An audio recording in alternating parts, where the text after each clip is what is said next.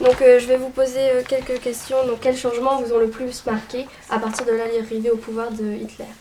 Avec Hitler, bien sûr, tout a changé en Allemagne. Avant, quand un student arrive à la classe, bon, bonjour, bonjour, asseyez-vous. Mais après, quand Hitler arrive, c'est autrement. Il fallait se mettre presque à quatre debout, tout le monde debout, mais un coup, comme un militaire. Il dit à Hitler, nous avons répondu à Hitler. On a appris déjà la politique, déjà à l'école. Lundi matin, dans la cour, on hisse notre drapeau, le croix armé déjà. Comme j'étais dans la jeunesse hitlérienne aussi, à partir de 10 ans, pendant les vacances, on était obligés, on était tellement habitués avec notre discipline d'aller à un petit camp, tous ensemble. On est couchés dans des tentes, c'était nos vacances, au moins 3 semaines, couchés dans les tentes. On a appris à chanter, on a appris la discipline, on a appris l'exercice, le sport surtout. Samedi après-midi, dans la forêt, exercice. On s'est caché, on a fait la guerre, on s'est battu et tout ça. C'était samedi après-midi. Le dimanche matin, tous les dimanches matin, on a marché dans la rue, le drapeau, le tambour, en chantant. Le drapeau devant. Les gens à côté, sur le trottoir, c'était obligé de retirer le chapeau, et se mettre quand ils sont passés. Voilà. Et puis ensuite, de 14 ans jusqu'à 17, je ne sais rien encore, mais on était plus grands déjà. Donc j'avais 16 ans, j'ai appris déjà à voler sur un planeur, c'était volontaire. Et puis là, on peut dire on n'a pas vu, comme on peut dire. Quelle image vous aviez de la guerre avant de vous engager, justement? Moi, je suis né en 1922, donc 4 ans après l'armistice de 1918. Dans chaque maison, vous aviez sur le mur un perdu de la guerre 14-18, un frère, un père, ainsi de suite. Vous voyez, tout le monde avait donc un portrait ou deux à lier sur le mur. Et les conversations se terminaient toujours. J'ai perdu mon frère à tel endroit, ainsi de suite. Et bien sûr, on nous a appris à un peu haïr l'allemand. Et donc, on se rendait compte qu'avait fait la guerre, tous les dommages qu'on a eu, parce que déjà, quand on est allé à l'école, on nous a appris combien de morts il y avait eu de chaque côté. Vous voyez, on voyait que la guerre, c'était abominable. C'était une misère, la guerre. Et vous, monsieur Bernard, quelle vision vous aviez de la France avant la guerre? Quand j'étais petit, encore dans la jeunesse de la Riette là, mercredi soir, 2 instructions politiques. On nous avait mis en tête tout ce qu'il fallait vis-à-vis la sous-race. Prendre un peu la haine souvent sur la sous-race, c'est-à-dire l'Est, de l'autre côté. On avait des grands tableaux devant nous, avec les têtes. Il y avait des Juifs, il y avait des Polonais, il y avait des Russes, il y avait des Français, il y avait toute la nationalité. Il fallait chercher où il peut venir, cette personne, c'est français. Là, c'était facile, parce qu'on parle quelquefois la France aussi. Le français, père et basque, cigarette dans la bouche et le paquet de pain là, en dessous le bras. C'était facile pour nous. Voilà. C'est pour ça qu'on a appris tout ça. Et vous, monsieur Gauthier, pourquoi vous avez choisi d'aller vous battre volontairement? Donc, quand la guerre s'est déclarée en 1939, moi, j'avais pas encore mes 17 ans. Et bien sûr, là, comme tous les jeunes Français se mettaient volontaires pour partir. Moi, j'ai vu les trains partir à Berlin, tout ça, avec les gens très... la fleur au fusil, c'est le moment de le dire. Moi, j'ai voulu m'engager aussi, mais la seule arme où je pouvais m'engager, c'était la marine, car on ne pouvait pas s'engager dans l'armée et l'aviation avant 18 ans. Je me suis donc engagé dans la marine, et là, j'ai été appelé dans la marine nationale. J'ai participé au premier combat déjà dès 1940 en Normandie, puisque nous étions en face 40 ans. Nous arrêtions les Allemands qui montaient sur Cherbourg, j'étais sur un cuirassé qui s'appelait Courbet. Et donc je voulais aussi vous demander, pourquoi est-ce que vous avez choisi d'intégrer la section des commandos? Bien voilà ce qui se passait, nous étions d'ailleurs au Moyen-Orient, ça se terminait, la guerre se terminait contre l'Afrique Accord, là, donc on a demandé en 1943, on a demandé début 1943 des volontaires pour les commandos. De Gaulle avait demandé à Kieffer qu'il se servir des troupes qui se trouvaient ici au Moyen-Orient. Donc, 2e bataillon faisait partie. Et là, j'ai mis mon nom comme volontaire au commando, car j'ai vu qu'il y avait des raids qui se passaient. Et là, on était certain de participer au combat. L'entraînement était très dur. D'une part, il fallait faire les 7000, qui représentent les 7 miles. Hein, il fallait les faire en moins d'1 heure avec le sac sur le dos et l'arme individuelle. C'était une partie d'entraînement. L'entraînement à balles réelles aussi, mais bien sûr, on ne vous tire pas dessus. Ce sont des balles traçantes qui passent largement 50-60 cm au-dessus de la tête. Des explosions de grenades, ainsi de suite. On voit des grenades offensives ne sont pas des grenades défensives, qui font beaucoup de bruit, ainsi de suite. Nous sommes très aguerris quand on sort de ces stages. Voilà. Pour tous les deux, combien pesait l'équipement au combat? C'est très lourd, figurez-vous qu'à l'entraînement, c'est très lourd. Et quand nous avons débarqué, on a à peu près le même sac. Car quand on débarque, on a 4 jours de munitions, 4 jours de vue, et les munitions, ça pèse très lourd. Hein. On a mangé quelquefois 5 km avec 30 kg d'intérieur. Ouais. On nous avait dit, ah, vous voulez être un parent, vous? Hein? Oui, bon, allez, vous allez paver maintenant.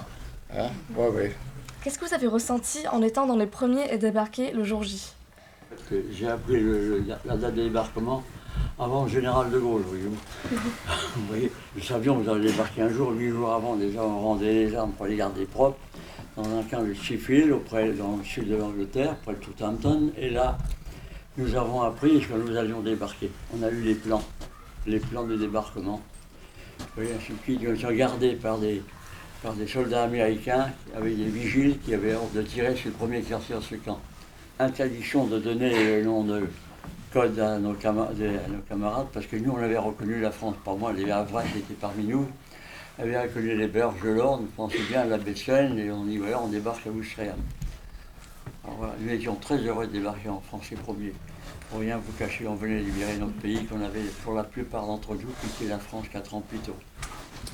Bien, vous savez, on était tellement entraînés, pour nous c'était un jour d'entraînement, excepté bien sûr les résultats sur la plage et les différents, parce qu'on faisait comme entraînement, mais enfin nous étions très motivés, hein, on rentrait chez nous. Hein. Les Anglais, on avait assez de la guerre avec la même motivation.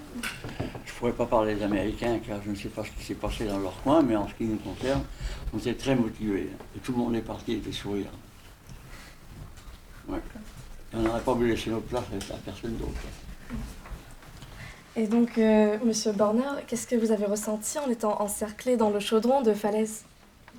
Donc c'était le 19 août, le projet était fermé. Je rentrais juste le matin à 19, hein. On s'est fermé. On a essayé de sortir, mais dans le poche même de 3 jours, c'était vraiment terrible. Hein. Il y avait déjà 10 000 morts, hein, 3 jours. Et puis, on a essayé de sortir.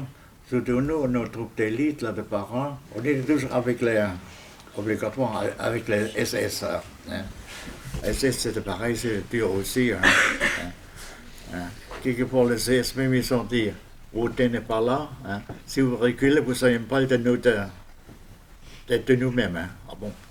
On s'est dispersé dans la poche de falaise pendant 3 jours. Hein. C'était terrible, on était, déjà avant, on était sale comme tout, notre uniforme de chire et tout ça, frère.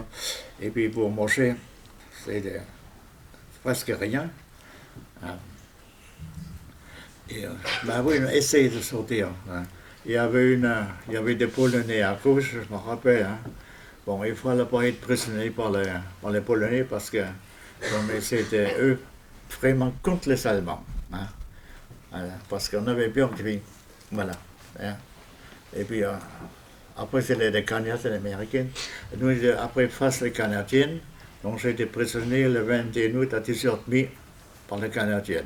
Voilà. Mais dans le poche à Valais, on marchait sur le cataf. On marchait sur le cataf. Hein. Quand vous voyez devant vous une tête roulée ou une jambe arrachée, des bras arrachés devant moi, c'était vraiment, c'était dur, vraiment terrible. Ouais.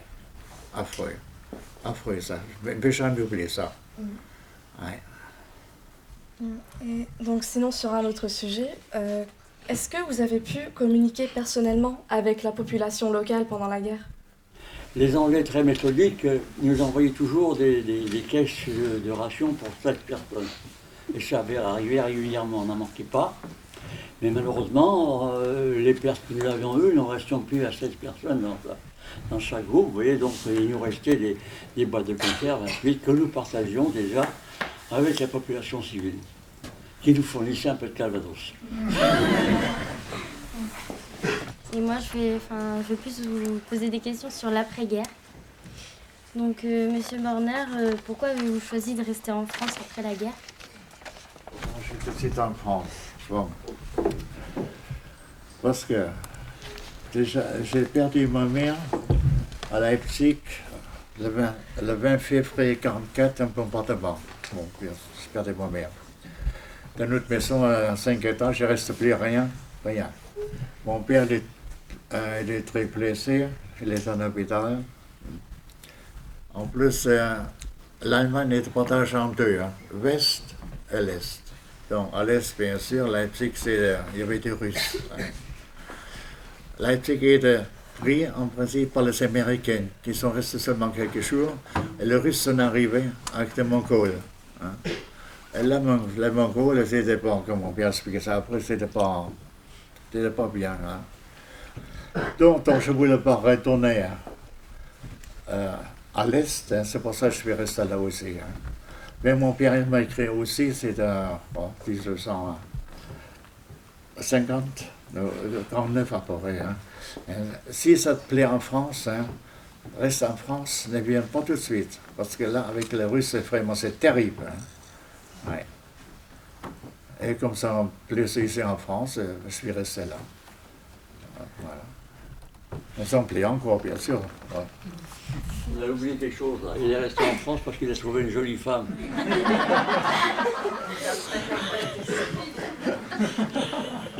Oui, entre deux, bien sûr. Oui.